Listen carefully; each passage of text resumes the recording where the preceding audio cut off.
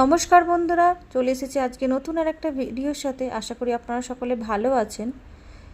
আজকে দেখাবো ভাপা চিংড়ি, খুব সহজ একটা রেসিপি ভাপা চিংড়ি। এবার দেখুন, একটা পেস্ট বানিয়ে নেব। কালো সর্ষে, সাদা সর্ষে আর দিয়ে দেবো পোস্ত। প্রথমে তিনটাকে একটু ভালো করে মিক্সিতে ঘুরিয়ে নেব। ঘুরিয়ে নিয়েছি, এরপর দিয়ে দেবো নারকেল আর কাঁচা লঙ্কা। কাঁচা লঙ্কাটা যে যার ঝাল বুঝে দেবেন। দেখুন এবার আমার পেস্টটা তৈরি হয়ে গেছে। এরপর আমরা এটা স্টিমে বসাবো, ম্যারিনেট করে নেব।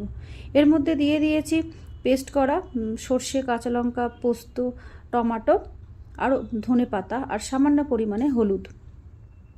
উপর থেকে নুন আর কাঁচা তেল ছড়িয়ে এটাকে আমি উপর থেকে কাঁচা লঙ্কা দিয়ে আমি স্টিম হতে এবার দিয়ে দেব।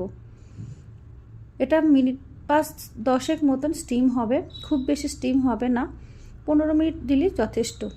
দেখুন পুরো রেডি হয়ে গেছে। খুব সহজ রেসিপি, খুব কুইক, চটজলদি তৈরিও হয়ে যায়, খুব কম ইনগ্রিডিয়েন্টস